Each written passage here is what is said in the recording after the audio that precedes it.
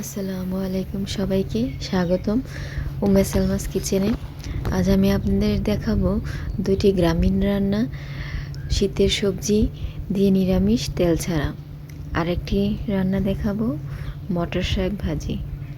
এখানে আমি বিভিন্ন ধরনের সবজি কেটে নিয়েছি: সিম, ফুলকপি, আলু, ব্রোকলি, কাঁচা টমেটো আর পেঁয়াজ, কাঁচামরিচ সব কিছু একটি কড়াইয়ে দিয়ে এতে অল্প হলুদ আর অল্প মরিচের গুঁড়ো দিয়ে দিয়েছি।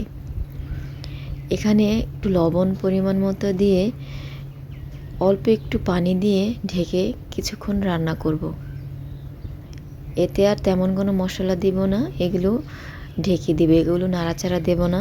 আমার শাশুড়ি এভাবেই তেল ছাড়া নিরামিষটা রান্না করে, আমি সেই রেসিপিটাই আপনাদের সাথে শেয়ার করছি।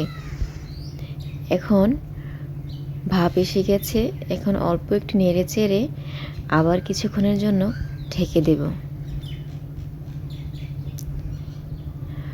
আপনাদের যদি আমার চ্যানেলের ভিডিওগুলো একটু ভালো লেগে থাকে তাহলে অবশ্যই আমার চ্যানেলটিকে সাবস্ক্রাইব করে আমার পাশে থাকবেন এরকম গ্রামীণ রান্নার ভিডিও পেতে। সবজিগুলো সেদ্ধ হয়ে গেছে, এখন এগুলোকে ভালো করে নেড়ে চেড়ে পানিটা শুকিয়ে নেব। আর পরিমাণ মতো কাঁচামরিচ, যে যেরকম ঝাল খেতে যায় সেই অনুযায়ী কাঁচামরিচ আর হাফ কাপ পরিমাণের ধনেপাতা কুচি দিয়ে নেড়ে চেড়ে 1 মিনিট রান্না করার পর নামিয়ে ফেলতে হবে। এই রান্নাটা খুবই সহজ কিন্তু খেতে দারুণ মজা। তেল ছাড়া, মশলা ছাড়া খাবারটা আপনারা একবার বাসায় ট্রাই করে দেখবেন।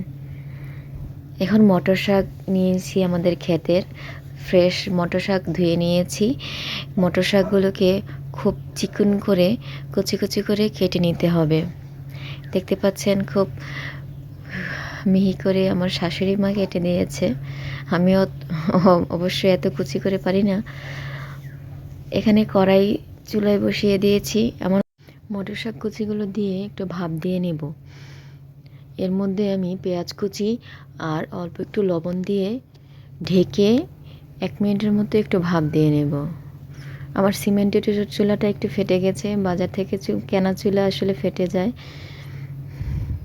কিন্তু তাও রান্না খুব ভালো হয় লাকড়ি চুলায়। লাকড়ি চুলায় আগুন একটু বেশি থাকে, আর শাকের জন্য এরকম আগুনই দরকার। শাকটা ভাপ নেওয়া হয়ে গেছে, পানিটা ঝরিয়ে নেব। এখন ওই কড়াইয়ে আমি অল্প একটু তেল, এর মধ্যে গরম করে রসুন আর পেঁয়াজ কুচি আর কাঁচামরিচ আর অল্প একটু হলুদ, অল্প একটু লবণ দিয়ে নেড়ে চেড়ে আমি এর মধ্যে অল্প ধনিয়া পাতা কুচি দিয়ে দিচ্ছি। তেলের মধ্যে ধনিয়া পাতা কুচি দেওয়ার কারণে তেলের মধ্যে ধনিয়া পাতার ঘ্রাণটা ছড়িয়ে যাবে এবং এই তেলটা যেখানেই শাকের লাগবে পুরোপুরি এই ধনিয়া পাতার ঘ্রাণটা সব কিছুর মধ্যে যাবে। আপনারা এইভাবে ট্রাই করে দেখতে পারেন, আমার কাছে খুব ভালো লাগে। নামানোর আগে তো দেবই, কিন্তু নামানোর আগে এটার ঘ্রাণটা আমার মনে হয় পুরোপুরি যায় না, এজন্য। এখন শাকটা 1 মিনিট নেড়েচেড়ে রান্না করার পর কাঁচামরিচ, ধনেপাতা দিয়ে নামিয়ে ফেলবো। রান্নাটা খুবই সহজ কিন্তু খেতে খুব সুস্বাদু। আপনারা বাসায় অবশ্যই ট্রাই করে আমাকে জানাবেন কমেন্টসে কেমন হলো। আপনারা যে কোনো শাক রান্না করার সময় অবশ্যই ঢাকনা ছাড়া শাকটা রান্না করার চেষ্টা করবেন। ঢেকে রান্না করলে শাকের কালারটা সবুজ সবুজ সুন্দর থাকে না। শাক রান্না হয়ে গেছে, দেখতে পাচ্ছেন খুবই সুস্বাদু হয়েছে। মটর শাক যারা খেতে চায় না এভাবে রান্না করে দিবেন, খুবই সিম্পলভাবে, খেতে ভালো লাগবে। আমার এই গ্রামীণ রান্নার রেসিপিগুলো যদি আপনাদের ভালো লাগে তাহলে এমন ভিডিও পেতে অবশ্যই আমার চ্যানেলটিকে সাবস্ক্রাইব করে আমার পাশে থাকবেন। ভিডিওটিতে একটি লাইক করে দিবেন, শেয়ার করে রাখবেন। ধন্যবাদ সবাইকে। আসসালামু আলাইকুম।